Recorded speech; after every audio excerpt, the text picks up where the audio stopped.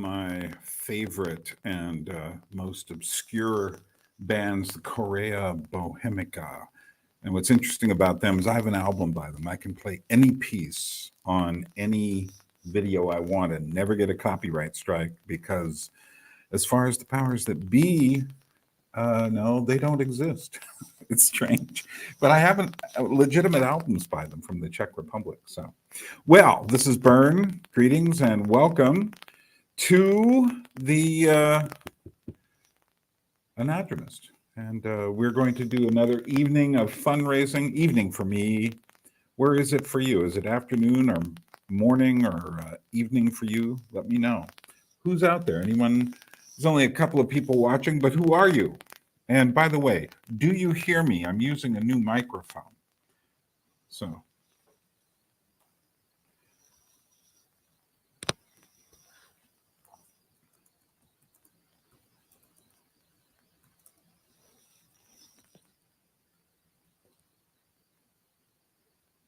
Okay, so somebody does hear me.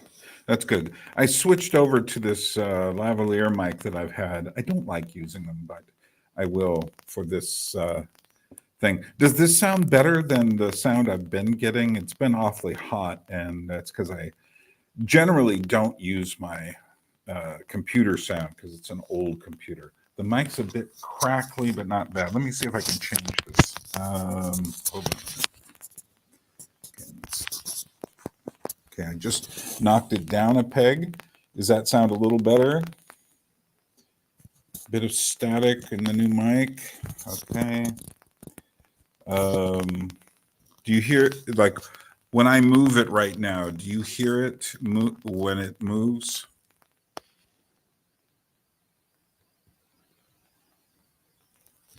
Do you hear this? Am I getting any sound when it moves? Let me know. Otherwise, I'm going to keep, yes, it does get sound. Okay. Well,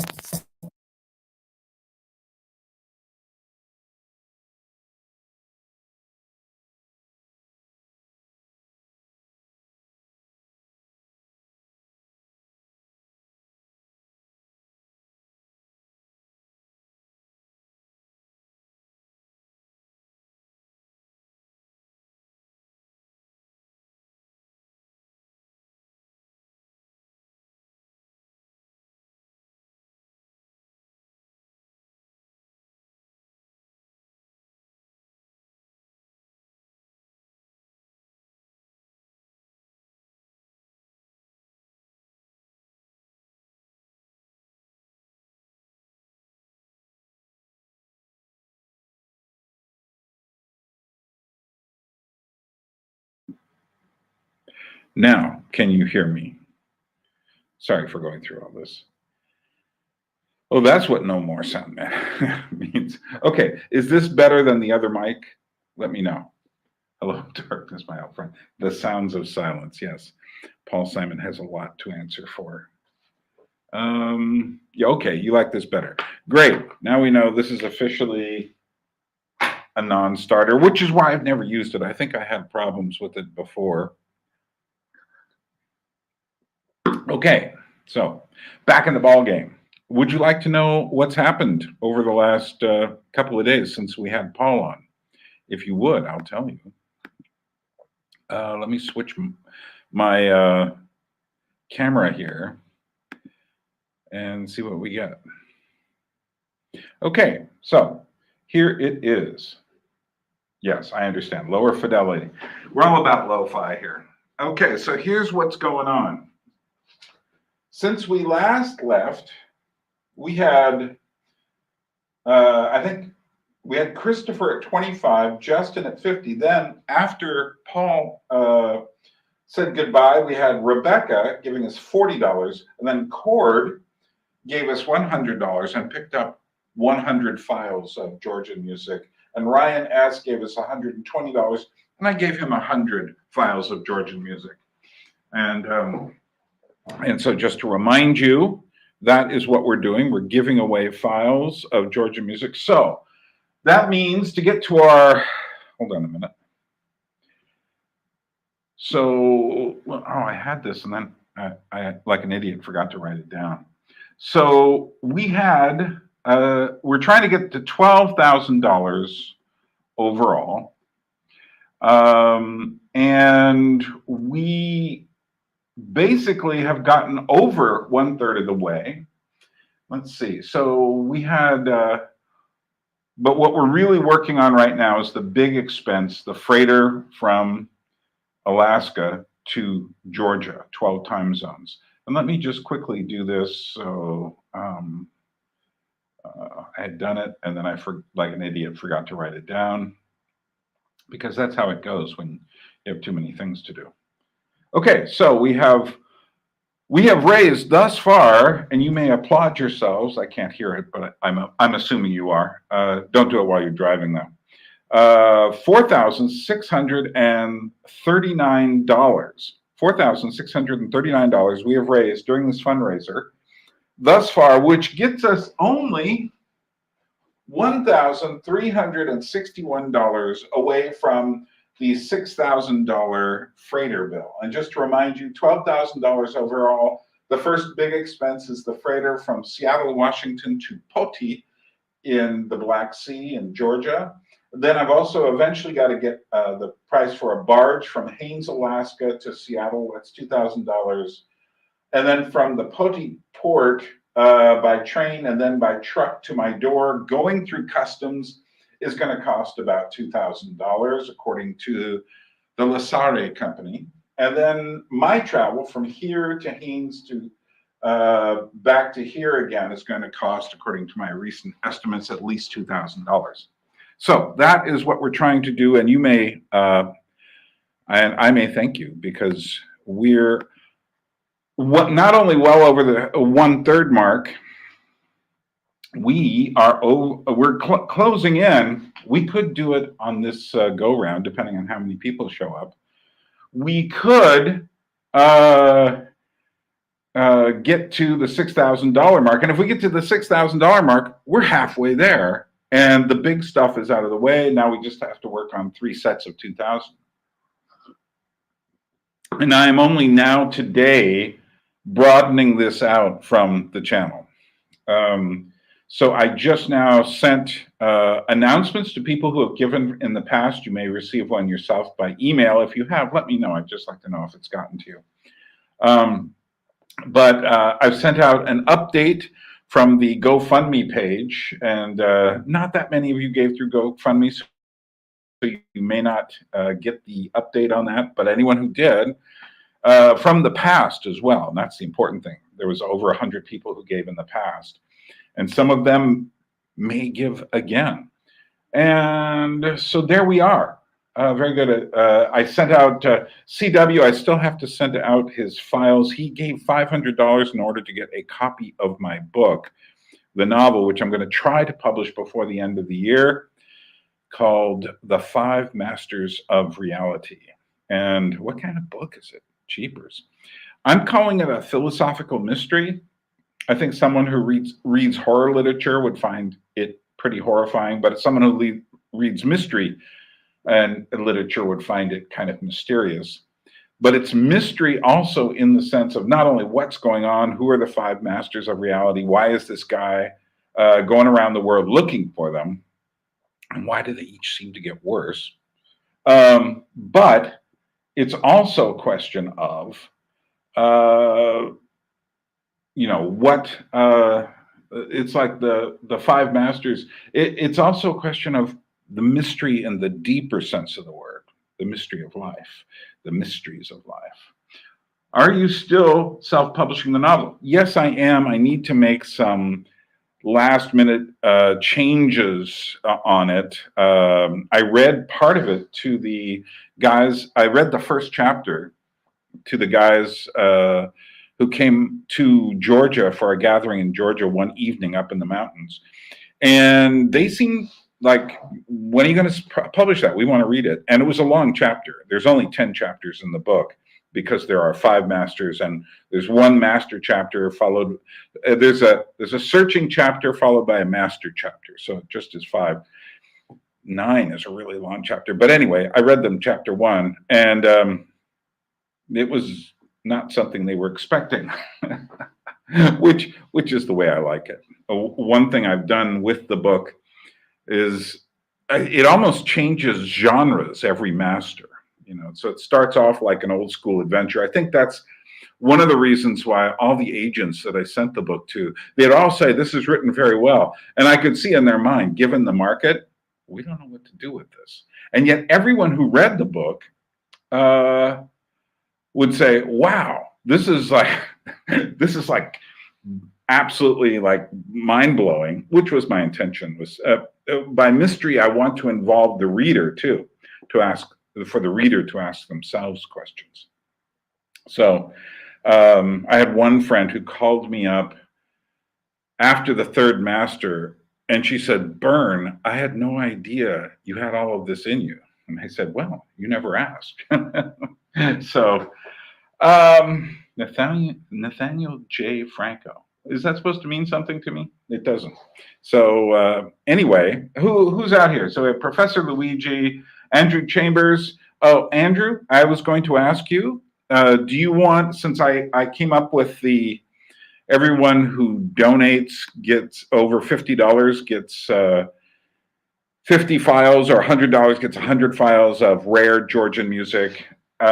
And Andrew, I'm going to retroactively, unless you don't want me to, send you 100 files of Georgian music for your contribution. Same with, I'm going to ask other people too who have given money. So yes, I have received your email, Chad, so I haven't decided.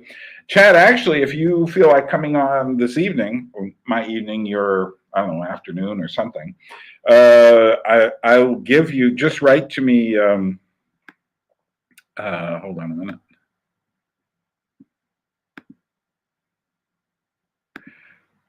Write to me there at reckoningmotions@yahoo.com, and I will invite you on now if you feel like. So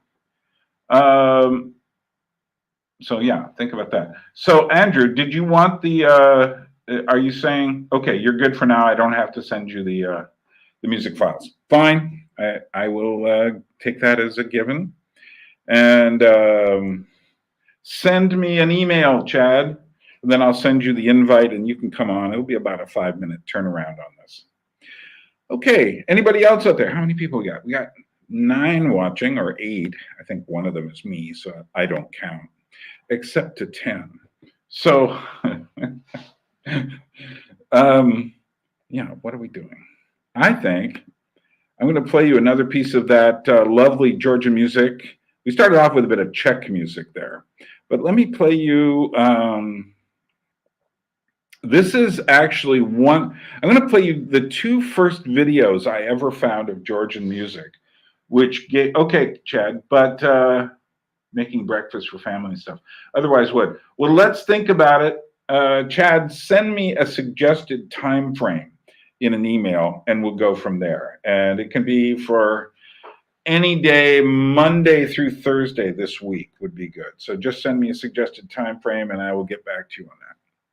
Okay, so this is one of the first videos that I ever saw, and it's by a girl named Ani Chincharauli. And I've never met her. I have met one of the other people in the next video I'm going to play. But the thing that struck me about this video is that just this girl sitting in a room, if you pay attention very carefully, you see she's not alone. And she is sitting with, I believe, her sister. And she just sings this song on the Georgian instrument called the panduri. And what struck me about this is she was obviously at the time, I think this is around 2012, she was obviously a teenager. And it struck me that if teenagers are playing music like this for themselves, there's hope in Georgia still. So this is Ani Chincharauli doing a song called, I think, Mana Trebi.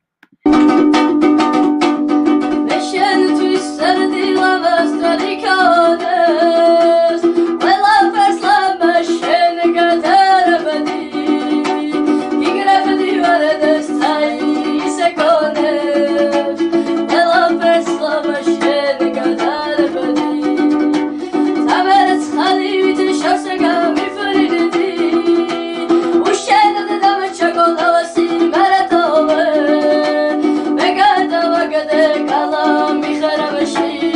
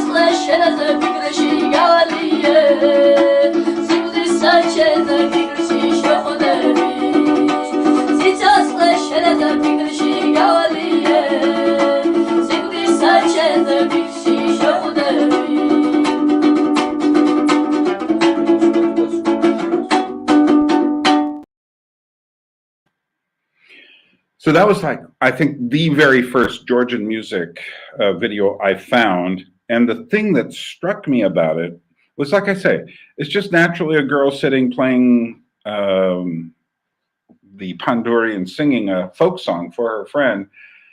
And the thing that also struck me about that was that it wasn't being done for me. That is to say, I think they were just like, oh, we've got a camera, why don't we do this? And then someone later, because 2012, people, certainly in Georgia, weren't being consciously promoting themselves. I think later that idea would come.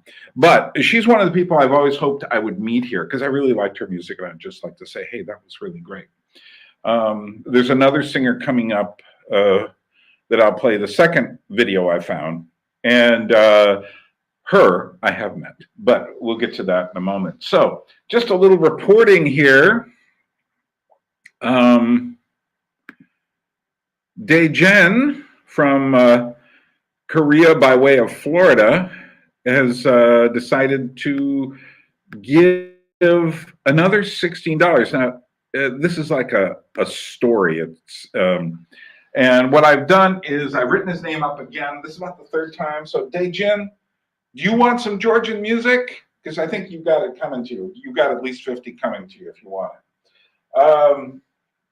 So that brings us to $1,345 we need to get the freighter.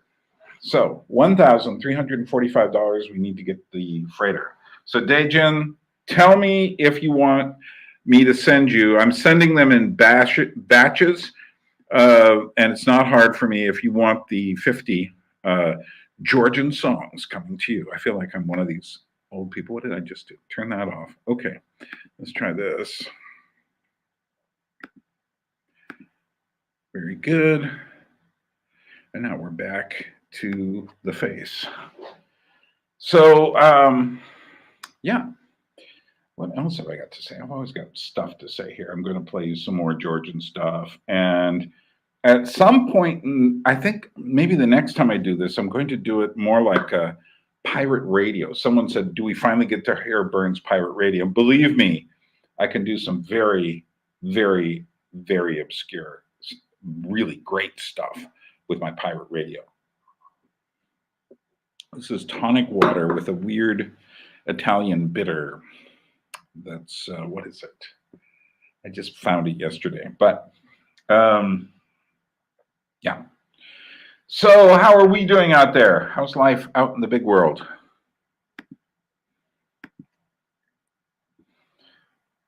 Any questions, comments, thoughts? Do remember you can send them in at any time. And yeah. Okay, well, if anyone feels like coming aboard, let me know and I'll put up the email address again for you to come.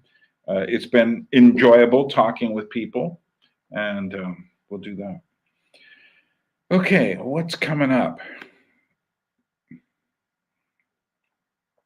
Okay, we're not going to do that. We're going to, yeah, I just was writing this update that went out on the GoFundMe page for, hey, Richard, when does Advent start in Georgia? It starts about 2 weeks after, let's see, Christmas is January 7th, which is about 2 weeks after Christmas. So it's about 2 weeks after the Western Advent. So it hasn't started yet, which I'm kind of glad about. Although what is it? I already start hearing really bad Christmas music. I have a theory about Georgians and Christmas music. And here's what's interesting. They do not play the Christian Christmas music. You don't hear Oh Holy Night. You don't hear Joy to the World. You don't hear any of the ones that are really specifically Christian. And the reason is because Christmas here, or Shoba, which is on the 7th of January, is not a secular holiday. It is only a religious holiday. I mean, everybody gets the day off, but they do not. You don't see many angels up. You see Christmas lights, you see candy canes, but you do not see any religious iconography. You don't see nativity plays being done. Anything that would in the West signify Christmas is almost here, the good Christmas, you know? And the reason for that is because they keep holiday merrymaking and the faith very separate from each other. So their big holiday is actually New Year's Eve, but the ironic thing is it's actually January 1st as we're used to it. Although they have a second one on January 14th, which is also celebrated, and they use that both of those as excuses to have big meals and to have oh man, there is a video I made on my Georgian Crossroads channel of what happens for New Year's Eve here, and it's just explosive. And I had these several friends who are from Belarus, and I'd never met any Belarusians in America before, which is interesting because I met plenty of Russians, but the Belarus are just a completely different. They just don't travel. They've been under an obvious dictator for a long time, whereas Putin kind of mutated into one. Okay. Yes. Yeah, Richard, I think Poland would be a great place. So one of my biggest culture shocks here is not getting my traditional Christmas. I mean, that is the biggest culture shock because you're expecting things a certain way. For one thing, all the religious people, my religious friends, they don't get together for parties or feasts before Christmas because they're always fasting. Which is really, it's just like, wait, in the West, it's all the other way around. You have the fast. And then also another thing is when January 1st comes in America, I know, that's it. You hide all the Christmas stuff after that. You basically start getting it out of the way. A few people leave it up, but basically, you know, as far as a public holiday goes, it's over. Whereas things just hang around here for a long time, and you'll hear Christmas music in the shopping malls. This kind of, it's all the bad secular commercial Christmas music. You'll hear that into February, which just drives me nuts. Not as much of it, but still. Okay, Andrew says, have you ever reached out to people at Nebula about joining them? I think your long format visitors would go over well there. Long format. I get what you're saying.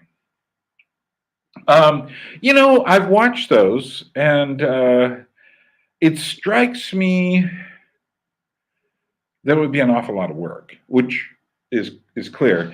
I don't think I have, as evidenced by the fact that I am doing this video on a rather poor quality computer camera. I don't have the technological goodies to look that professional. So you'll have to stick with me being funky for a while here. And so Miriam just said she downloaded her files. I sent a bunch of them out today. Not all of them, but enough that there's still a few people I need to send files out to. But I sent about 2/3 of them. And there's a couple more big ones I have to do. I send my friend Keith. I need to write him an actual note to go with it. And then there is Nancy, Michael Stasovich mother, who needs to get them. And I'm just going to send her 200 of them. So I have these packets of like 50 files each. And I put them through WeTransfer. And if you've ordered them, you'll probably see them in your email somewhere. If you were one of the people who wanted to get them but didn't, let me know. And if you retroactively, if you gave a bunch of money over $50 before I made that offer available, then you can retroactively, if you say, hey, Bern, I gave you $235, Gregory, you know, or Jill, if you're listening, if you gave $100, I'll send you a bunch of Georgian music files. So let me know about that. Okay, so those are interesting questions. Any more questions about Christmas? What are you folks doing about Christmas? What kind of Christmas do you have? So, Richard, are you going to like a Polish Catholic church or something like that? What's going on?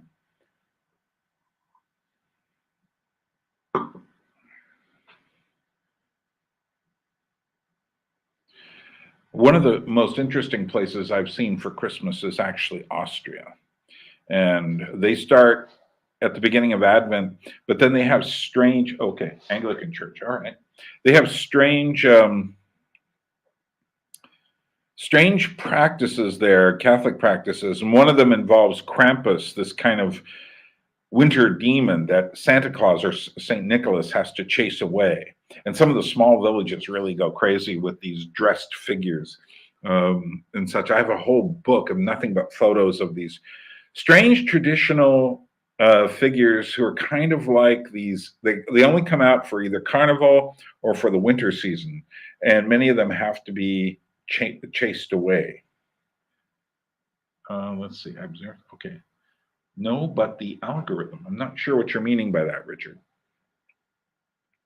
So, let me just check something here.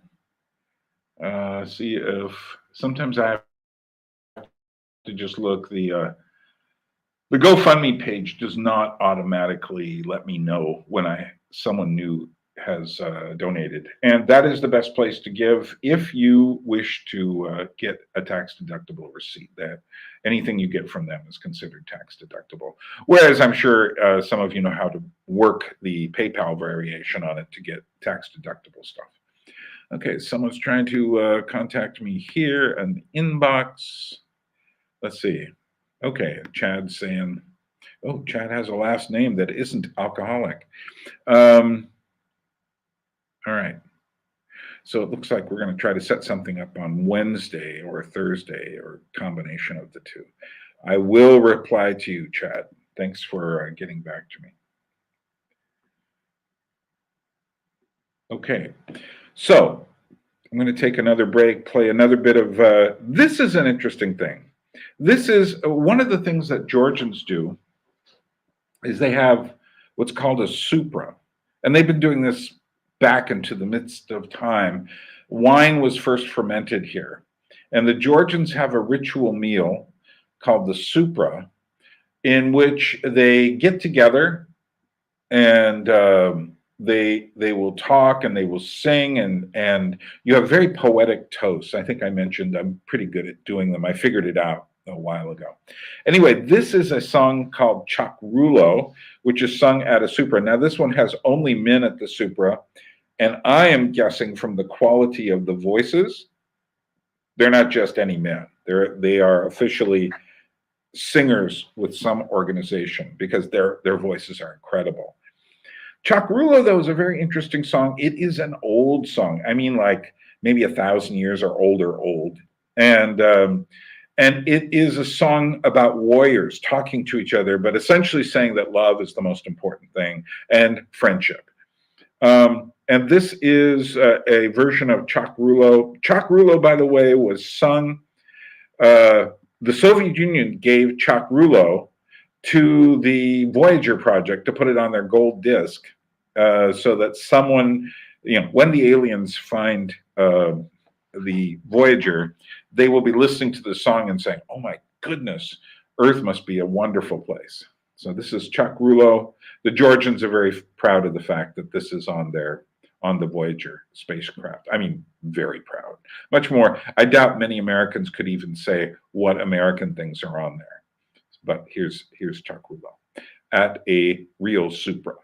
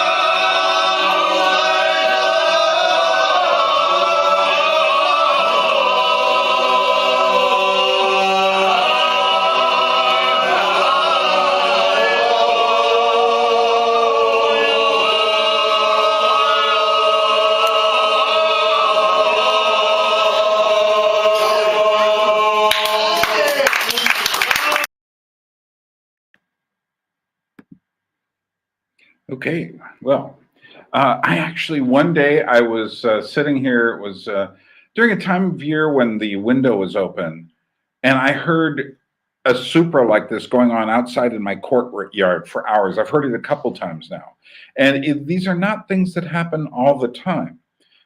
Because if this happened, for instance, every week or every 2 weeks, I have some friends who do them about once every 6 weeks or every couple of months. And some of them are sloppier than others. There was a bit of sloppiness to that one. It wasn't super professional. So I would say maybe half the guys knew how to sing and the other half were kind of like improvising. But I think that it's a fascinating custom. And it's one of the things that is, as long as Georgians are doing that, Georgia remains Georgia. Because that's also the place. Among the younger people, sometimes someone will start dancing. And I've seen Supras, videos of Supras with just younger people. And I went to one when I first got here. You have to be very careful. I didn't want to get drunk, and they're always toasting. And in fact, they started toasting this time with this substance a bit like paint thinner called cha-cha, which is basically the kind of Georgian vodka that they make out of grape. Not grapes, debris, the sediment. I remembered hearing somewhere that the Mexicans, in order to have a night out and not get drunk, would drink oil before they would go out with carousing, so they could go longer and it wouldn't absorb. And I said to myself, okay, I looked on the table and I said, what's the most fattening thing here? And I saw these strips of fat pork, which were like 2/3 fat. And I said, that's the substance. That's it. I've got to eat some of that. And I walked out without even partially feeling anything. I did not feel drunk, which was my goal. I don't like being anything like drunk. So, although at one point I saw that there was a guy that had like a berry liqueur that he was made, and I could tell it had less alcohol content than the actual cha-cha. And so I said, can I toast with this instead of the cha-cha? And every Georgian I've ever talked to, and I tell them, yeah, they started with cha-cha, and they looked at me like, whoa, that's not quite kosher. You got to drink wine. And Georgian wines, many of them are not that alcoholic because they are homemade, and they tend to drink the new wine. So it's not going to be super alcoholic. But anyway, there was one guy, and these were partly younger guys. One guy said, no, you can't go backwards. You can't go backwards. You can only go forwards. In other words, you can't go back to a lesser alcoholic drink. But my friend, the guy who had brought me, said, yeah, he's an American. He doesn't know anything. And I was like, great. Put me in that camp. I was once at a similar thing in Romania where they were drinking shots of cognac. And I just did not want to. Again, I will do almost anything not to get drunk. And so I told them only one drink, knowing they would pressure me into a second, which they did. But they were just like dumbfounded. But these were Ukrainians who lived in Romania, in Bucharest. And I could hear my friend explaining to them, and they said the word protestanti. And they were always like, what is that? Because they're all Orthodox. And in Orthodox religion, wine isn't as much of a problem as it is in Protestantism. So that was just a fascinating thing. All right. So what do I need to know? What I need to tell you about? There's more to do. So far, we've raised a total of $16 tonight. Thank you, Dejin. And hey, if that's all we make tonight, I'm not here to try to pressure everyone. I know we're going to get there. I mean, part of it just depends on how many times I've got to do this. But like I said, we've got to get to the $6,000 freighter bill. We've got $1,300 and now $45 to go to get there, which is not that much. I mean, we could do that tonight easily. We made $800 when Paul was here. I doubt we're going to do that again, but you never know. And if someone out there would like to have a challenge gift that would only take effect if we raise so much money. This happened last time Gregory Ross said this was at the beginning, he said he would match everyone's amount up to a certain time. And so he gave $235, which I thought was fine. So everyone else gave $235. He gave $235. So if you are one of those people who has a few dollars, and like I say, if you run it through GoFundMe, you'll get a tax deductible receipt. So maybe you need that coming up to the end of the year here. Just send me an email saying, Bern, I would like to give a certain, for instance, I would like to make sure that you get at least $300, and I will match that if you do. If you do something like that, that is a way some people have done it, and it works. It works. People will hear that, and then tell them, if you don't get it, you're not getting it, you see. And that's one way of doing things. So who else is out there? We've got 12 people, 11 people watching. Who else do I not know about? What is going on here? Any more questions?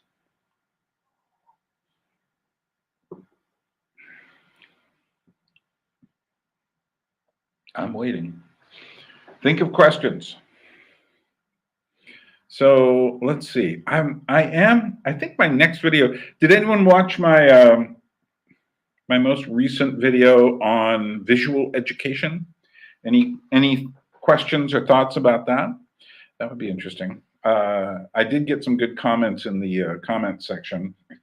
And I think that's very important. I think we don't understand much about visual, because visual stuff just hits you. So everyone assumes they know what they're looking at. Thanks, Upcycle, over in Cyprus, the Up Cyprus Club. Yeah, everyone thinks they know what they're doing. And yet I'm convinced we don't know. I'm convinced most of us don't think about visual stuff, because it does strike you very immediately. And so as a result of visual stuff striking you immediately, you kind of assume you know what it is. But I am sure you and I alike have run across imagery that hits you in all sorts of ways that makes you react viscerally to what is going on. And I've seen movies, I've seen, obviously there are websites, you know what I'm talking about, where you can go, things that happen where you see things and these things hit you, and then they get lodged in your brain, and you wish I'd never seen that. What is visual? What is the impact of visual stuff? How does it affect who we are? It's the same with, I often see people posing. Why do so many girls take these pictures of themselves with the kissy face, and why do they try to impress each other? What's going on there? And I don't mean, it's not the same as real life. Something else is standing between them, and it's the camera, it's the image. How did you get into, Andrew asked, how did you get into delivering art back in New York City? I bet you have some interesting stories about the good, the bad, and the ugly work you delivered. Oh yeah, actually that is going to make a good subject for one of my anecdote videos. My 3 years in the art world, which began, I had already had friends who had gallery shows and knew plenty of artists in New York before this. I arrived in New York City in 1980. And it was in 1988, late 88, that I started delivering art. And I did it for about 3 years until the owner of the company had a brain hemorrhage and died. And so it was strange. But without going into that, the reason I got it was because I was, there's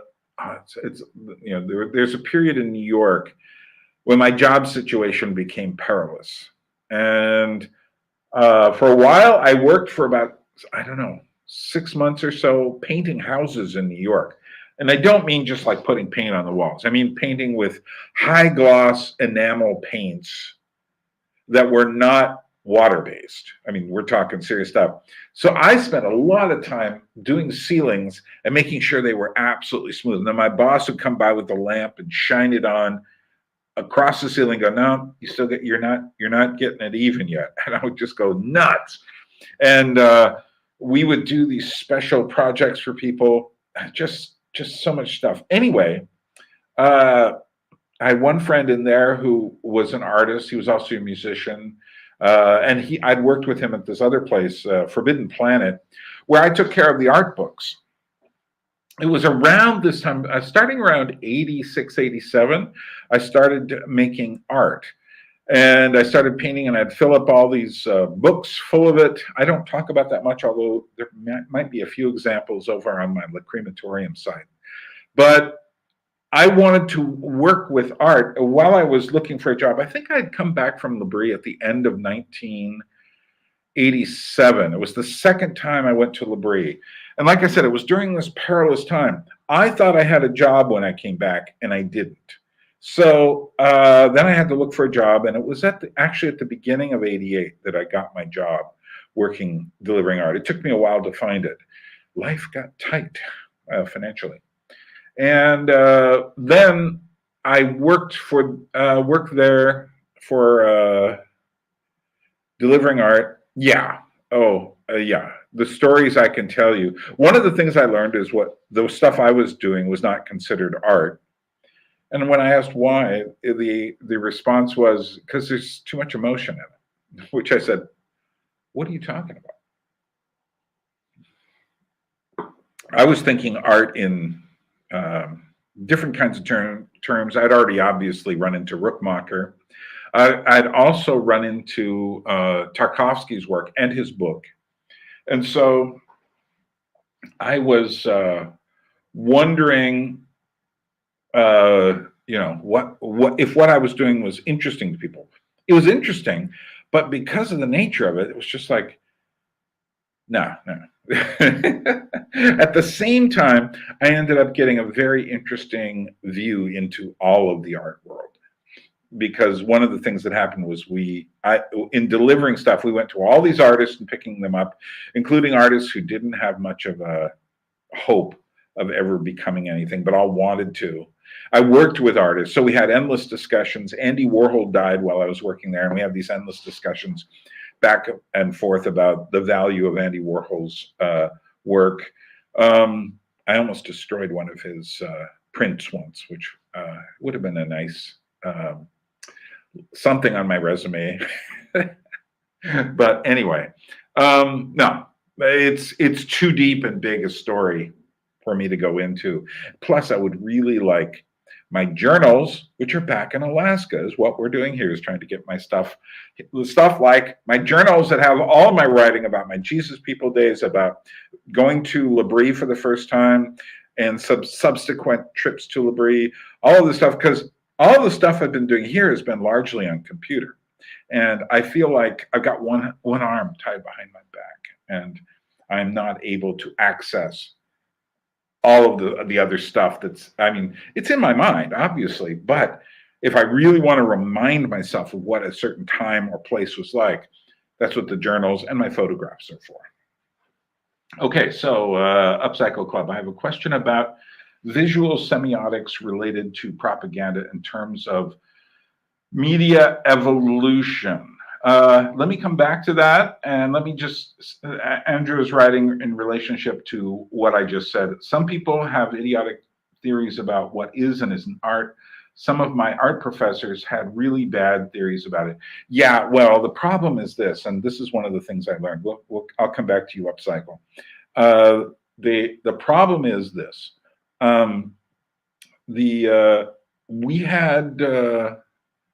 the thing I noticed was that there was a complete collusion between the art schools, the art galleries, and the art critical establishment. They were all essentially, there was little drama here and there, but they were all philosophically on the same page. And everything that happened had to happen within that. And they were the ones who convinced the people with money, in other words, the upper middle class and the rich, to buy art, what was valuable and what wasn't valuable. And so you realized, okay, this establishment and they would be the ones who would basically decide who was in now and who was out.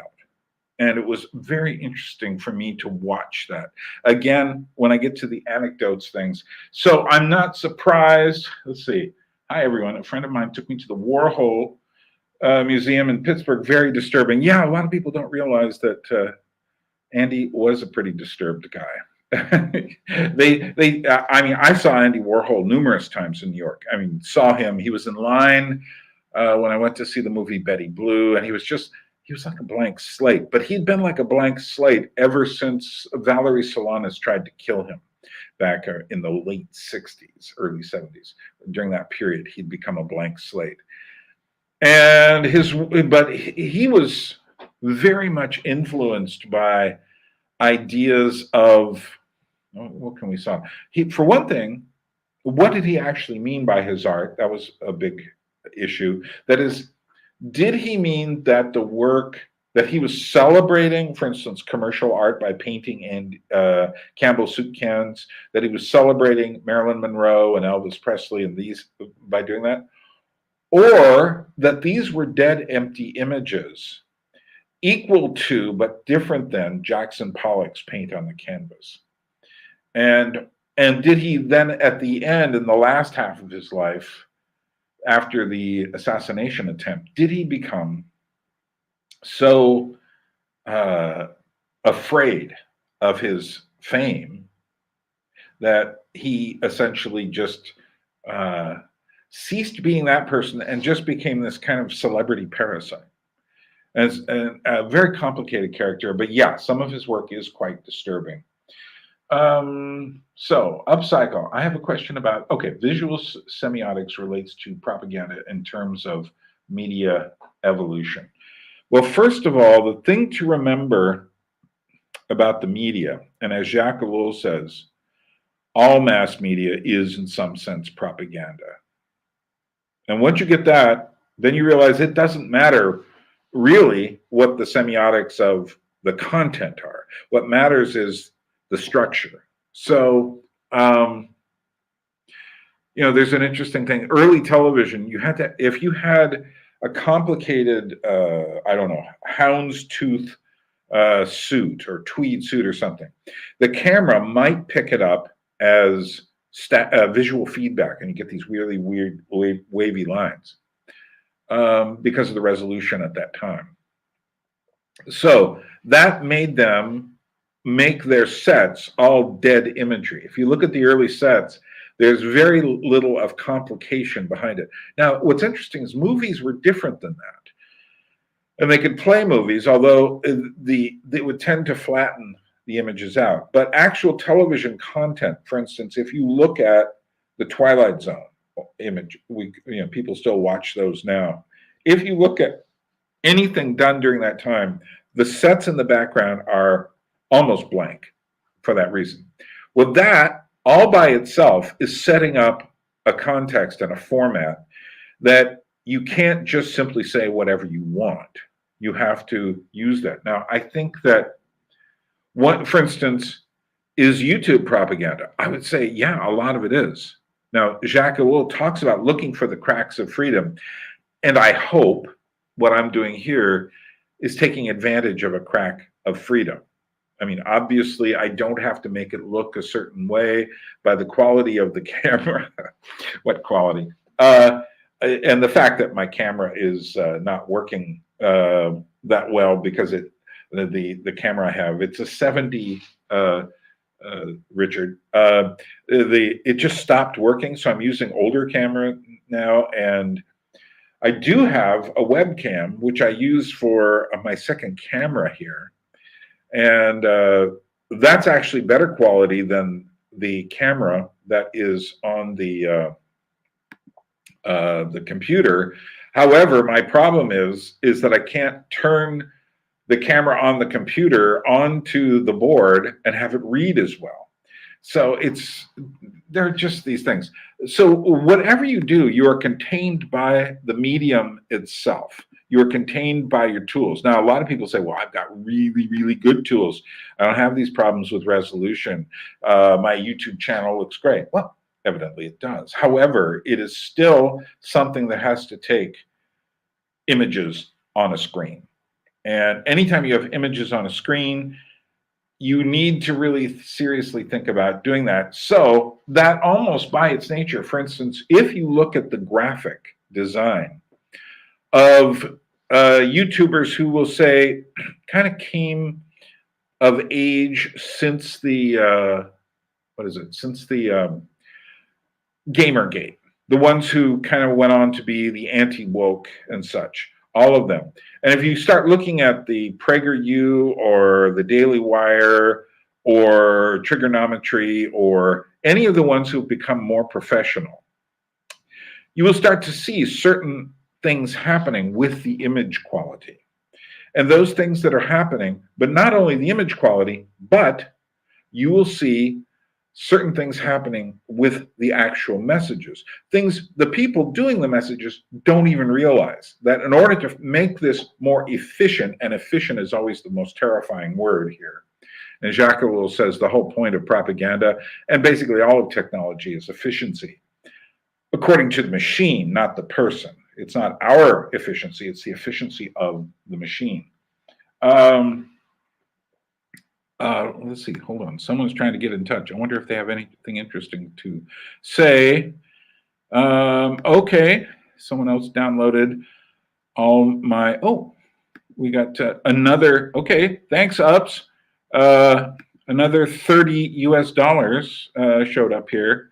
Yeah, Warhol, yes, Warhol didn't take his own photos, with the exceptions of some of the things he did in the factory, where he'd have people sit in front of a camera and just go on and on and on, just staring at it and things like that. But most of what he did, he always hired someone else to either make his movies, but he would also take images found in newspapers, images found in advertising and whatever.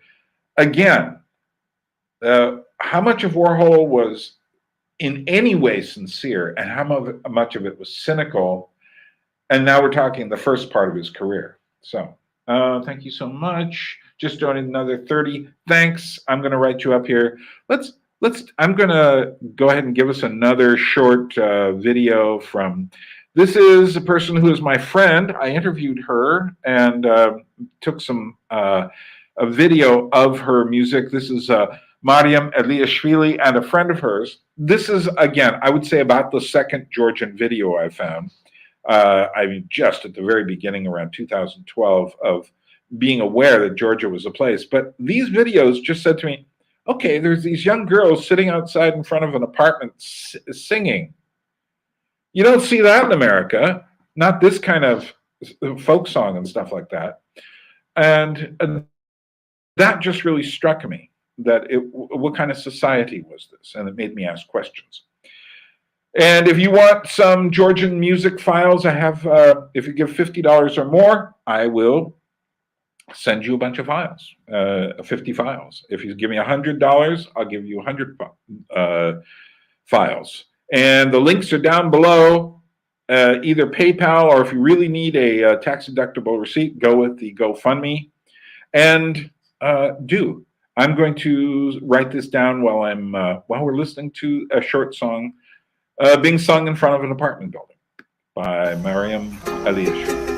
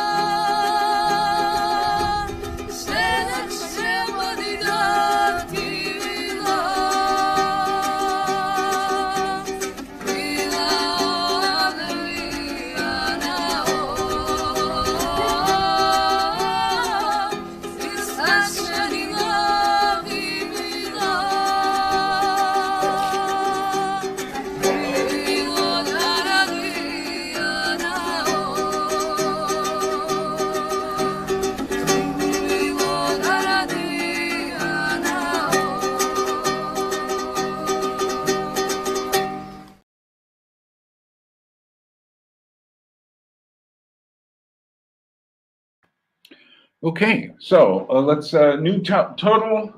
Thanks ups again, and $30. So only $1,325 until we get the $6,000 freighter bill paid, and that's halfway to the final goal. So can we do that today? Is there anybody out there? I mean, or, I realize my channel doesn't necessarily appeal to the high rollers,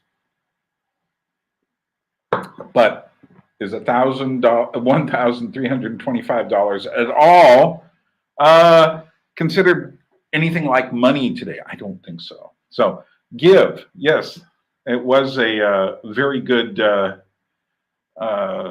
duet. Keith, I am preparing your 100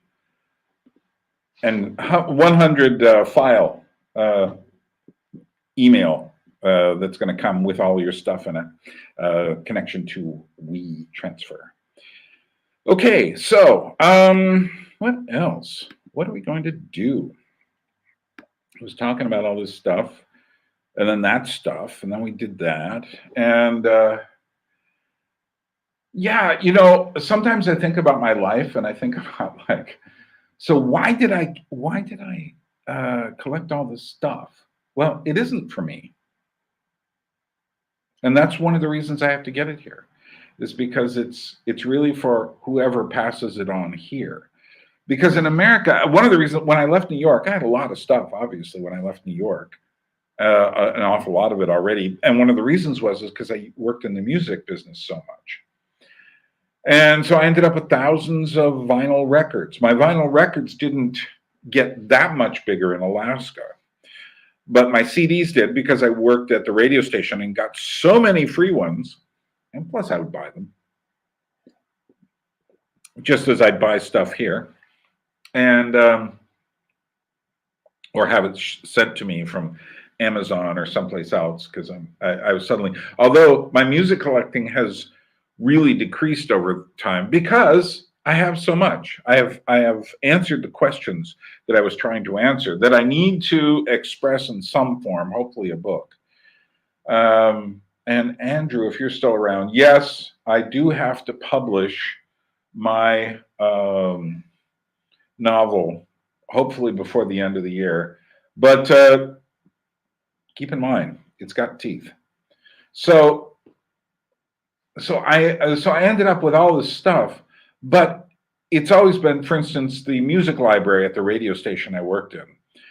They had maybe 2 or 3 times as many albums and CDs as I have. But I said, well, I wouldn't trade you, because these all just came in randomly. And there's a lot of random stuff in here that nobody really cares about.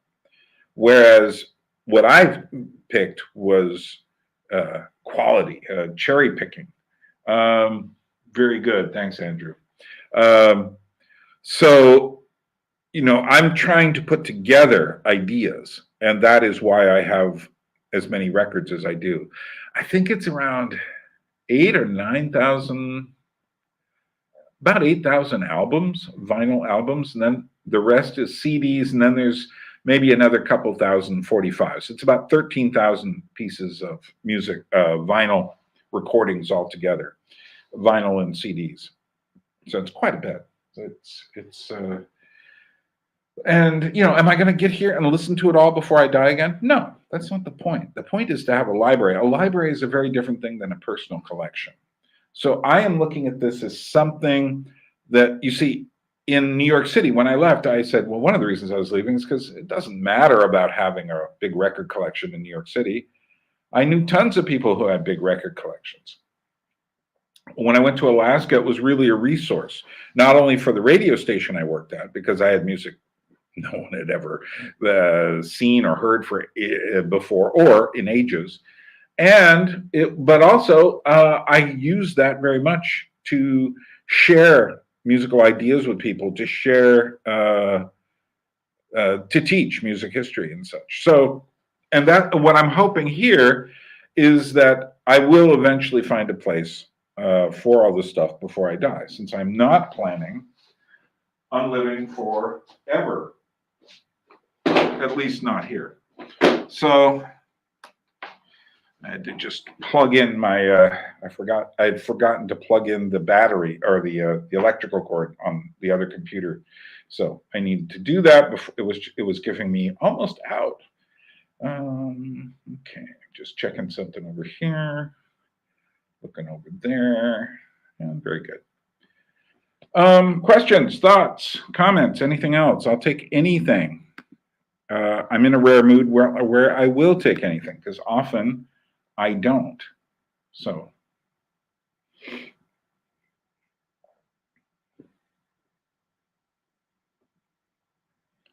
hold on a second. Okay, there we are. So any questions?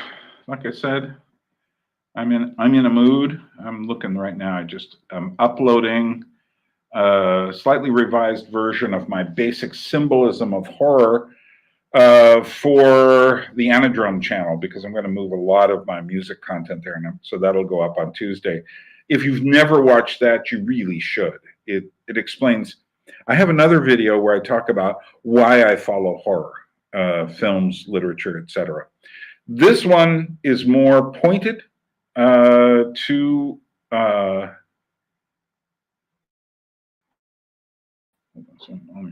very good. I just want to make sure they weren't blocking me. The basic symbolism of horror, though, is something very different. It is the kind of thing where it's understanding the simplest elements before you get to the archetypal creatures, vampires, werewolves, mummies, zombies, Frankenstein, all that sort of stuff. Before you get there, you have things like the dark, skeletons, animals, shadows, masks. And these are more primal, more basic than those archetypal things. Often those archetypal things have, people will, the vampire is easy to get a sexual story out of. Same with the werewolf and some of the others, although zombies I find a lot harder. And zombies are actually more related to sleepwalking, which is another very primal kind of thing. And I think that these things don't relate to sex. They relate to death and to the fears of the unknown, which are some of the most deeply seated things. So if you've never watched that, watch it on the Anadrome, which you should go subscribe to, the new channel, the Anadrome. I've only got about 100 subscribers over there, and there's 2,500 or so, 2,400 here. So not everyone's going to want to be on that channel, but a few more, certainly. So let's see, I've got questions. Am I reading anything good? Well, I just finished up a book called God's Forever Family, which is a history of the Jesus movement. Keith, if you're listening, you should find that book, because it's the only book I've ever seen where it really talks about what happened in our neck of the woods in north of San Francisco.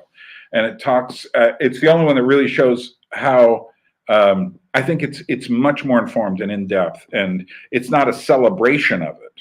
And it talks about the problems that were incurred during that time. Then I'm reading another one called We Never Learn. I'm almost finished with it, but it's about a certain rock scene in New York, which I had a lot of connections to. And so what's interesting about both these books is it's rare to read books of history where you know the names of the people. And I don't mean you know them like, oh, I know Napoleon. I mean like, oh, I know that guy. We used to talk about, where you actually know the people involved. And in a way, we are all, whether we know it or not, involved in something that's historical. Part of it all depends on if we can actually see what's going on. So for instance, maybe what we're doing here is part of something historical, or maybe it'll be something forgotten by everyone. So that's one reason why I think you should keep notes. Or if you make videos, you should keep videos. Or if you make audio recordings of your voice, you should keep those. Because people in the future will need to know. There will be someone coming around when you're older and say, hey, what was it like living in, the year 2023? And to you right now, this seems like the most quotidian normal times. Although, really, is this the most quotidian normal times? I would say when I was young, the 1960s was quite radical, and this period is quite radical. And all the stuff in between, there are moments. 9/11 was a big moment, but this whole period is really strange. So let's see what kind of questions we got. Oh, I'm also reading The Tales of Hoffman, which are very interesting reworkings of fairy tale themes and such. I'm reading the story called The Sandman right now. I just am finishing a book of Prague legends and fairy tales. Well, fairy tales is probably not the word. Folk tales. Very eerie, strange stuff, which I love. And there's been other stuff I've got stuff that I'm waiting to read for the new year. So I'm trying to finish up as much as possible. Okay, did you receive any similarities between Barbie, the character, and Taylor Swift? You know I did. And the fact that both those things are very popular this year, no accident. I think, yeah, I don't know how much I'm going to talk about it I will probably mention it in I've decided I'm going to do 2 Taylor Swift videos. The one for the Anadrome is going to be more dealing with her career and what it means and what kind of character she is. But the one on the Anadromist is going to be Taylor Swift and religion. I will mention a bit of the religious stuff on the one, and I'll mention her career on the other. But the real point is that there's so much strange stuff about her and religion, both her own kind of history and mutation from a rather standard late 80s, early 90s church where they listened to Amy Grant and Michael W. Smith stuff to her kind of questioning her faith. There's an interesting song that she wrote right after September 11 to her really starting to mutate, and then she, at some point she started picking up on more new agey stuff, although she never went all the way with it, or maybe she did, to the theories that she's like a full-blown witch and all this other crazy stuff. So I'm going to do 2 different videos on her. And I'll probably, in the one talking about her career, mention the fact a bit that Taylor Swift and Barbie are 2 central iconic figures of 2023. And what I am going to do, and I think this before the end of the year, I'm going to make a video for the Anadrome discussing the year in movies, because I think this is a turning point, a serious turning point, as much as 1969 was, as much as 1929 was. This is a very serious turning point in movie history and into the future of movies. So what else?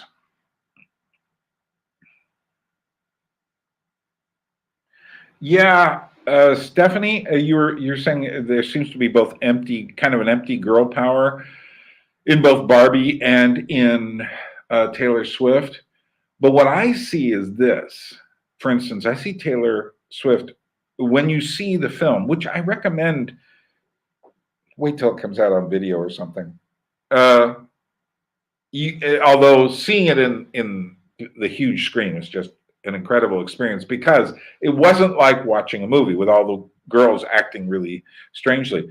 It was like they were in the presence of something that was like a deity almost. And hold on a second, do I have this available here? No. There is a video I just saw of, very loosely, an Episcopalian church. I use the word loosely.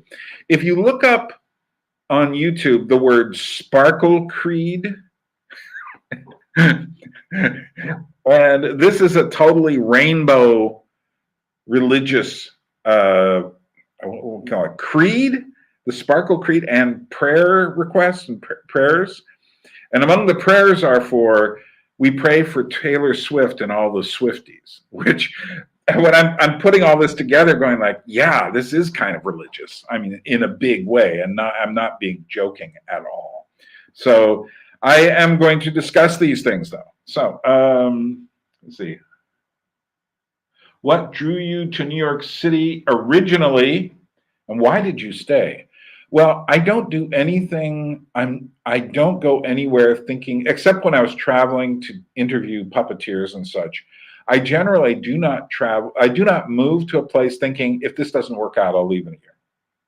I don't think that way, because I think that that kind of thing is the problem with the world, is that people lack commitment to places. So I went to New York City because essentially life in California just felt like it was kind of over for me. I just felt like I needed to get out of there. And while I had been at L'Abri in 1978, 79, I had recognized just through my conversations with people that I needed to get myself to New York City, because New York City was going to be the focal point. And I think I was right, especially for the second half of my time there. So I went there literally with, what did I have? $1,500 even? I don't know. Didn't they? I mean, even in 1980, $1,500 didn't get you too long. You know, it got you about a month and a half. So, didn't know anybody, although someone got in touch with me. Someone got in touch with someone from L'Abri, who got in touch with someone in New York, who wrote to me after I had already purchased my ticket. I was working in Glacier National Park, Montana, and decided I was going to New York. I didn't know anyone, but I just felt I have to do this. And the reason is because I was already very committed to understanding music history. And more importantly, the way I always explain it is to understand why music changed so much. So, thanks, Stephanie. My feeling is that I need to go and see where the culture was being generated. I needed to get inside of it and see what it really meant. And there was a point about 1993 or so, I remember watching Allen Ginsberg do Poets between a couple of hardcore bands. It was a very strange scene at CBGB's. And I looked at this guy and I said, this guy is like one of the guys behind all of this. He doesn't even realize it. I mean, in some way, because obviously these crazy punk bands had less to do with him, although more to do with William Burroughs. But I said to myself, this almost all started as a weird kind of an accident with him and Jack Kerouac and William S. Burroughs. What these guys kind of came up with in the late 1940s, these new ideas, eventually spread to most of the rest of America and eventually the world. And the concept was more personal freedom. That the only thing that mattered was personal freedom. And my feeling is that once you took that to its furthest limits, you get what we have today. And then you make anyone who believes in anything else to be the enemy. So that is, in a nutshell, that's what I went to New York to learn, and I learned it. And then I decided in 1993, I should start thinking about the next place, because I need a place where I'm not nearly so distracted and I can put these ideas together. And that was how I ended up by 1996 going to Alaska. And it was, I mean, there is one large sacrifice I made being in New York City, and that is try to find someone to marry and love who isn't insane there. I mean, they exist, but in a sense, I surrendered that in order to think and to come up with ideas. And later, I learned to appreciate that. But during the time, some of those things got painful. So let's listen to another piece of music, and this is actually another Erisioni piece. I played you a bit of them. This is from one of their performances. This would be the part of the finale of their performance. I want to play the whole thing, but unfortunately, because I'm using StreamYard in the low rent method and I'm not connected to it, I can't put big files here and I can't put long files. So this is only about 2.5 minutes long. I'd love to play the whole 8-minute piece here, but then the file is too big. So this is basically from the finale of their show. This is footage that I shot, and here you go. This is Arisioni, the music and dance troupe. They're in the middle of their opening scene. What's happened is they've started this song going, and if you listen to the lyrics and such, well, you can't understand the lyrics, but you listen to the voices, they're almost like a steam train going down the track, just really fast. There's so much is going on with just the music. But then you have the dancers coming in, and this is the point at which the female dancers also come in. And it ends with the men all doing these kind of unique, special, very athletic dances. The guy at the end spins like a top really incredibly, but there are people that land on their knees. It's all the guys. It's like fascinating stuff. And I was sitting all during this, just literally 1 or 2 feet away.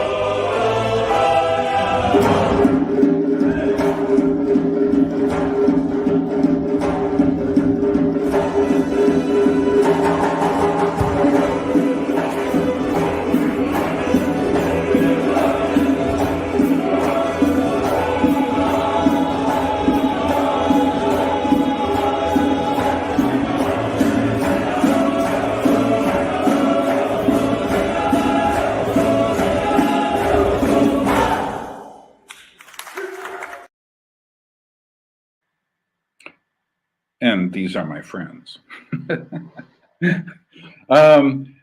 Yeah, most of these people are not people I would hang around with, but there's certainly people who would stop me on the street and talk to me for a moment.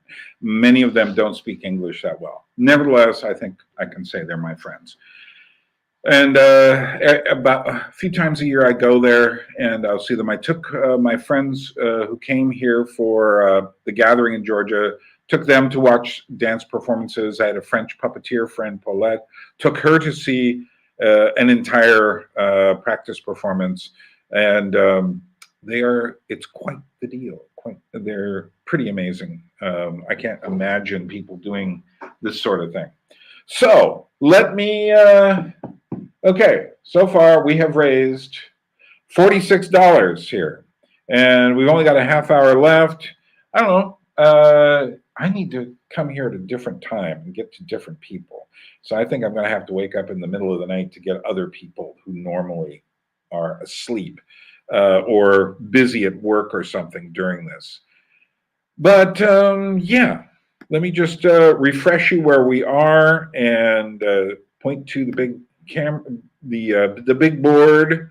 Let's see, I've been knocking this thing, so maybe it needs to go like this. So just to remind you, out of a $12,000 goal, that doesn't seem like so much anymore. The biggest expense is for the freighter, and that goes from Seattle, Washington to the port of Poti in the Black Sea. And that's, according to the Lasare Freighter Company, that's going to cost about $6,000. So that's what we're working on right now. And we are only $1,325 away from it. Wouldn't it be nice just to get to an even 1,000? It would be even better to get to that 6,000 and just say, okay, we're halfway there. Because we've also got the barge from Haines to Seattle, Haines, Alaska to Seattle. It's a barge that leaves once a week, and it comes up once and then goes down. And there's, I think, 2 barges that pass each other. It brings the food in and it takes containers out. Well, so that's going to cost around $2,000. Then we've got, from the port of Poti in Georgia to my door, we have, I think they're going to put the container on a train, bring it, and then take it to customs here in Tbilisi at the airport. They have the customs. I went out looking for it one day. What a difficult thing that was. I actually had to go out 2 days because I got so confused. But I did find it, and then to my door, it's going to take a truck and a crew of guys. So that's going to be another 2,000. I say 2,000, it could be more, because customs is a big question mark, and you never know until you get to the actual customs officer who's looking at your stuff. But this is what the shipping company said was probably a good guess for all of this. Then I have to travel. Some people said, Bern, why don't you just have someone in Alaska ship your stuff for you, pack it all? And I still have to pay them money, and they wouldn't know what to sacrifice and sell there at a yard sale and what to take. So Tbilisi, Haines to Tbilisi, air tickets about $2,000 now. So that is where we are. We need $1,325 US to get to to finally get everything, to finally get the freighter costs. So if you feel like helping, this would be the time to help. Give me a little hope. That's all I'm asking. And like I said, for $50 or more of hope, you will get 50 files of music. If you give me 100, I'll give you 100 files. If you give me 200, I've got a package of 200 files. That's the most I've set aside, because I don't think, can you really absorb that much music? But 50 and 100 is, I think, pretty good, and you can find a lot of music there that you will love. Any more questions, comments, thoughts, concerns? While you're thinking of that, let me play you another, let's see, yeah, another Georgian thing. This is just showing Georgian kids, I think they were in front of a museum waiting for something, and they just started dancing. And they're doing traditional Georgian dances. And this tells you something about the kids here, that they know the dances, for one thing, and that as a natural occurrence to them, well, we've got time, why don't we dance a little bit? And again, there are a lot of cultures where this doesn't happen, particularly my culture, America.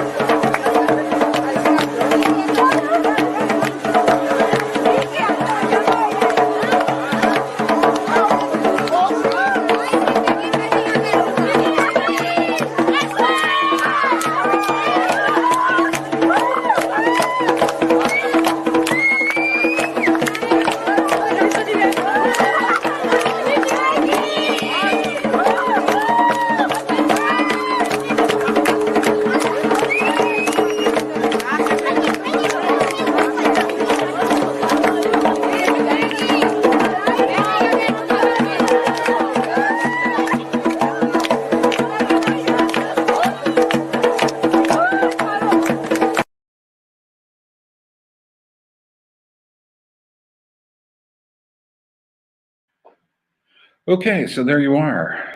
Just some standard Georgian kids dancing while waiting for something to happen. I mean, literally, this wasn't supposed to have anything to do with dance.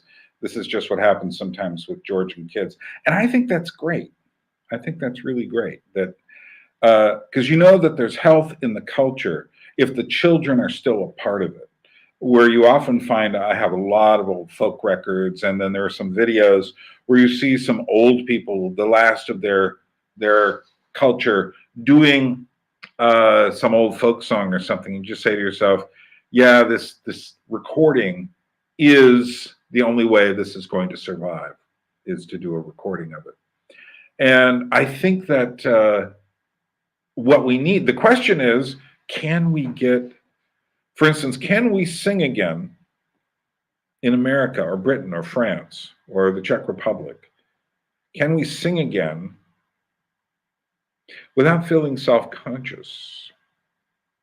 And that's the real issue, is that we often feel self-conscious when we sing. And I think the answer is yes, but we have to, what shall I say? But we have to learn how to be unself-conscious. And I think part of it is that we have to learn to stop thinking about how we are seen all the time. The problem with all this photographic tackle is that it ends up making us feel like we're being watched all the time. So, I've been around churches where you look at the younger people singing the hymns, and it doesn't help that they have these more modern type hymns, which actually sound really lame, and the kids look really dorky. You can tell they feel dorky singing stuff, and feeling dorky is a total self-conscious problem.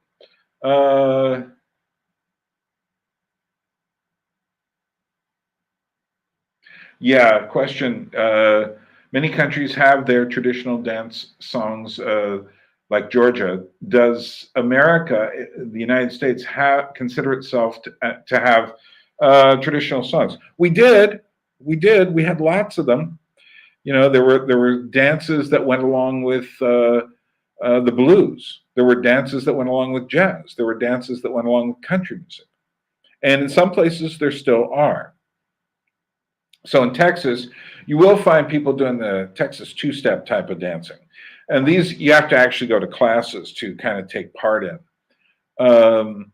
But generally, when I grew up in the 1960s, in California, in which there was much less traditional culture, it was more the big melting pot had melted all the culture down. And also in California, we were on the forefront of kind of self-consciousness in the bad sense. And so it took drugs to loosen people up enough to dance in the hippie era. And yet what they ended up doing is killing off dancing, killing off social dancing. Let's see. Okay. Never enjoyed the typical dance style when we had it. That we had when I was growing up. Yeah, well, a lot of the dances that I remember as a kid, like in junior high school, the first dance I went to, were just someone playing a record, and then someone dancing to the latest pop dance, the Frug or the Watusi or the Lindy Hop or whatever it was at the time, and that was already a diminution from folk dancing. So sometime, anybody want me to do a history of social dancing? Because it's really fascinating. Social dancing and then artistic and classical dancing are two subjects that are very interesting to me. And I feel the lack of them. I feel the emptiness that comes from not having celebrations and festivals and things like that. Really doing it. Not without the media, or not without huge amplifiers, but just homegrown things. Now in Alaska, we had some things that were like that. I actually one summer at the fair brought up Deke Dickerson, who would play rockabilly and country music, and that really made people dance. Unfortunately, it rained like mad that summer, and we lost money, and so everyone thought what I did was kind of a failure. Such is life. What else have we got? Never enjoyed those dances. Yeah, one of the benefits of attending church with a very old congregation is the old folks would sing their hearts out. Yes, I understand what you mean. Growing up in Indiana, we were taught to square dance in gym class. We hated it. I haven't done any square dancing since fourth grade. Yeah, the problem with square dancing is they made it seem like the old fuddy-duddy thing, when in fact it isn't. They taught us square dancing when I was a kid. Here's the thing. If you could have gotten a better music for that, and better teachers for that, and had an actual dance or cotillion or something, a ball that would be better, that would get people. And part of the problem is that what we lack in America is there are no more occasions where one pulls out the dance. So the prom dance, the one that shows up in so many high school teen comedies and stuff, is really a dead event. This is where we learn the death of our culture, because we go there and whenever I watch the movies of that stuff, I never went to the my high school experiences. I was doing everything I could to get away from that kind of behavior, because that's more of two things that traditional dancing wasn't. It was more status seeking. So, for instance, everyone when I was the dances I went to when I was young, it was all about who picked who. And of course, if you didn't feel good about yourself, you didn't get picked. And so you ended up feeling bad, even worse about yourself. Whereas I think in traditional dances, that's not the case. In Alaska, some of my students actually they would take recordings of, for instance, country dance music, English country dance music, the kind you might hear in Jane Austen movies, and I had tons of this music, I still do, obviously. And they tried to revive dancing. The only problem is they never got beyond the recordings.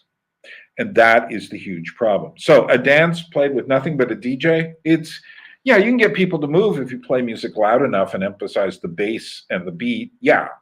But what they're doing is they're dancing, everyone's in their own little world. It is no longer cohesive and social. It is the opposite of social. It's all about me. So, anyone else want to give money before we go? Got about 15 minutes here. So, and I've only made $46. I'm just saying. And $50 will get you 50 Georgian music files, better than the ones I played. I played a lot of live stuff here. But yeah. Anyway, I think dance is really important, and we need to figure out ways. See, what I was doing in Alaska was slowly trying to figure out how to bring people together. One thing I figured out is you needed a piece of meat. I'm sorry if you're a vegan, but you need a piece of meat.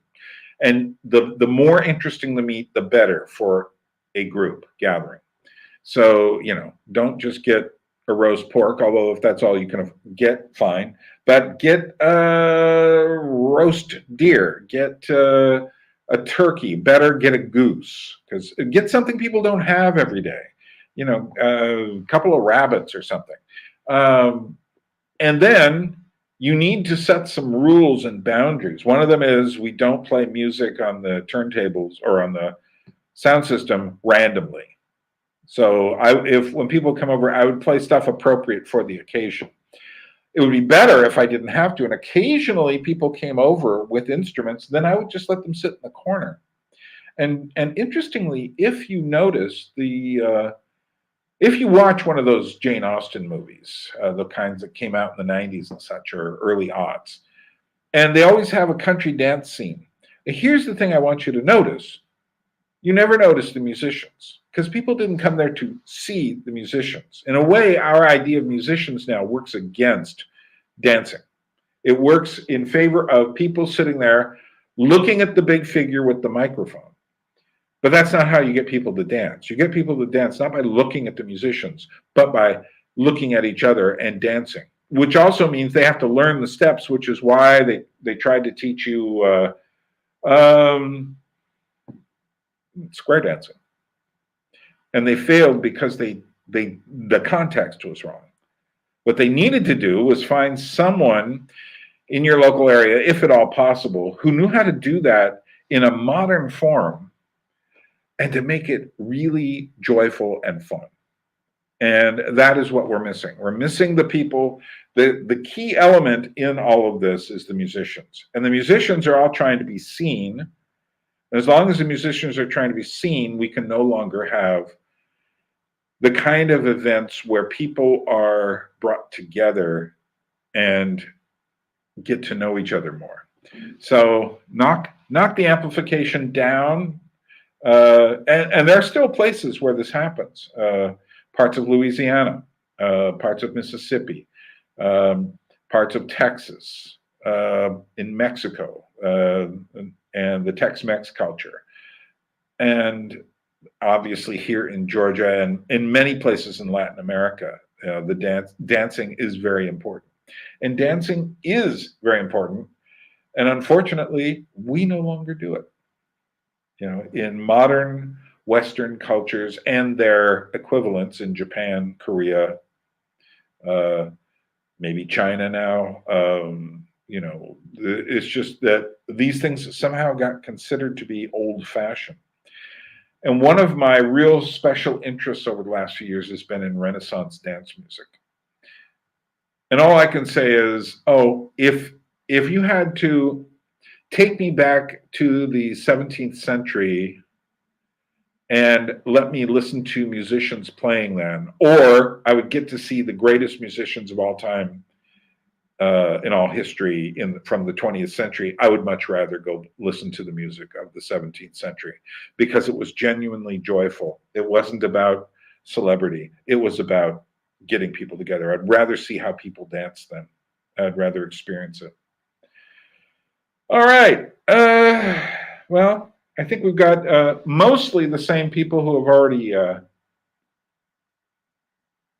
yeah, I get what you're saying, Keith. We did have a typical dance style that when we were young, when I was young, when you were young, there was still a remnant left. And occasionally you'd run into it. I remember going to some lodge meeting held in Taylor State Park, and there was a Western swing band playing there. Now that's good dance music. And it's not about the person, it's about the music. Let's listen to one more piece before I get out of here. This is Leila Nakauri, and this one just came down, but really, she does really great music. Her voice is great. And she also plays the panduri, which is a very limited, small instrument with only 3 strings. She manages to make it sound great. So this is Leila Nakauri, and then we'll talk a little bit more and get out of here.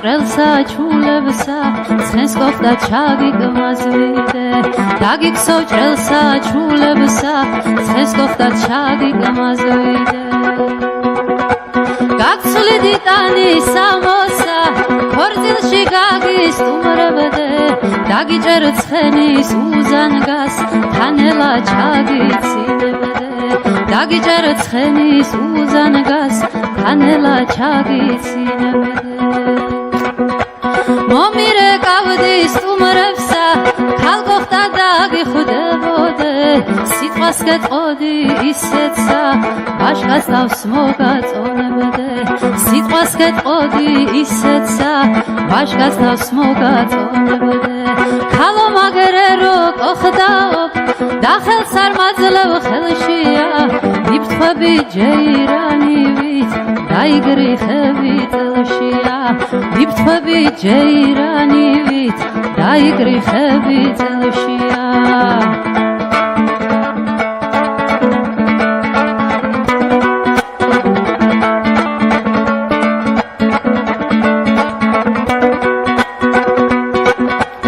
არ ვკადრობ რადგან წემსი ვარ და გამოზრდილი მთებშია რადგან ცხვარს ავდებ ყოველ დღე ჯოხი მიჭირავს ხელშია რადგან ცხვარს დავდებ ყოველ დღე ჯოხი მიჭირავს ხელშია ჩემსავით სველი ნაბადი შეროდის გიტარებია ჩემსავით მწარე დღები შეროდის გამოგივრია ჩემსავით მწარე დღები შეროდის გამოგივრია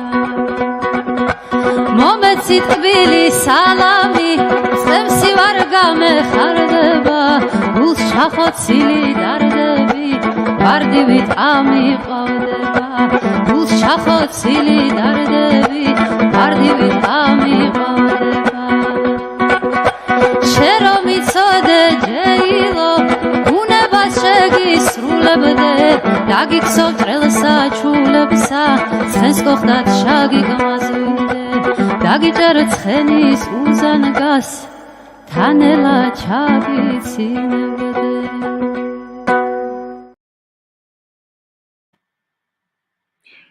I love her. Her voice is great. I want to interview her at some point. I'm connected to her in several places, so it's not out of the question. And I just find she has a very direct, you can tell she feels everything she's really singing, her and her sister, Nino. And it would make a nice interview for my Gravity from Above channel. So, of which, if you're interested in more of that, the kinds of things I have recorded, go over there. I've got a whole section of Georgian dancing and singing of things that I've recorded. Okay, well, we've got about 7 minutes before I get out of here. And if you have any questions, this is a good time to get rid of them. And, but yeah, I would like to thank everyone. You know, we only made $46 tonight, but hey, it doesn't matter how much. Like I say, it'll all come in, and I have to find some other times and places. This is my second or third Sunday, which means you're going to get most of the people who show up at this time of day on a Sunday. So maybe Sunday is kind of out for now. In fact, next Sunday I can't do it because my friend Lasha, who is a philosopher, teaches philosophy, is finishing up a book on Heidegger. I have no idea how to talk to him about that, but we have great conversations because he's never heard anyone like me say the kind of crazy things I do. So yeah, see ya ups. So yeah, but you know, this will get done. I'm just now, what I've been doing is keeping this small. I wanted to try to see if I could get to the $6,000 freighter before I opened it up. So I am just starting to let people know on Twitter and Facebook, and I will do some live stuff on Facebook. So by the way, you should, if you want to, I often will tell what's coming up on my Facebook page, The Anadromous Life. So if you look up Facebook and you go search for The Anadromous Life, you can subscribe to that, and you often stay a little bit ahead if you watch that. Apart from that, I actually have to go deal with the people from Gravity from Above, the puppet people, the people who they're out there, and that channel, I have Georgian videos on that channel that have 100,000 views. But those people are never going to give. I have not seen one Georgian ever give. I don't expect to, because they don't understand that culture. It's just not part of their culture. It would be nice if I get one, I'll consider I've broken through, but it's just, they don't understand. Consequently, they tend to have a kind of fatalistic attitude about raising money, whereas obviously I don't, because I know, for instance, I haven't contacted any of the Alaskan people yet. I haven't contacted many of my old friends from New York or California yet. We are just, what I'm doing is just, I know that a good chunk of the money will come through the Anadromous channel, but I'm going to give my Georgian Crossroads and Gravity from Above channels a bit of a spin and see if I can raise anything through there. I would say, in terms of communicating with people, this channel, the Anadromist, is #1, and you guys are #1. You can thank yourselves. And then Georgian Crossroads is #2. And then, even though It's got a couple thousand followers. Gravity from Above is number 3. I don't have any schedule for when I put stuff out there. I just do, and then it gets watched. These days, the videos don't get the huge numbers that the older ones do. But it's mostly for documentary material as opposed to the kind of discussions of ideas and things like this that I have here. And even Georgian Crossroads has more discussion of ideas. Though I did put up some recent, I just put up a recent video on how to start a puppet theater on that channel, which I may eventually put up on the Anadromist or the Anadrome, just as a second version of it. But yeah, that got people saying, hey, this is really interesting. So it's just a different kind of audience. It's an audience who just kind of comes by whenever they come by. Whereas I have people who will actually wait to see what I'm doing here, which is kind of cool. So coming up, how to start your own library. What kind of things do you really need? And I don't mean how to start a book collection. I mean how to make an actual library, even if it's a small one. It can go beyond being the random book on the shelf and be something that is meaningful. And so that might be the next video, the next official video. And meanwhile, I do have to get together the Taylor Swift videos before December 13th. So I only have 10 more days to do those. But I think I'll get them done. At least the main one. So, all right. Any last thoughts, comments before I go? I'm just about out of here, and it looks like nothing else is coming in. And but it does bring us to about $1,300 away from $6,000, so that's pretty good. I mean, like I say, we're well over 1/3 of the way to the overall goal of 12,000, and I just have to keep plugging away and finding the other. You know, how many people have given so far? Let's see. There's a lot of duplicates. Even 50? No, more like 40, something like that. And there's 2,500 people, 2,400 people. Yeah, there's a few more people on this channel. But I have to send out more letters to people and remind them because people get busy and they'll help. Many people say, I didn't know you were doing this. So I have to let them know. That's why I have to be kind of repetitious sometimes. All right. Well, thanks for being here. I will see you. We will see each other again soon. From Georgia, this is Burns saying, Droabit, temporarily. We will meet again.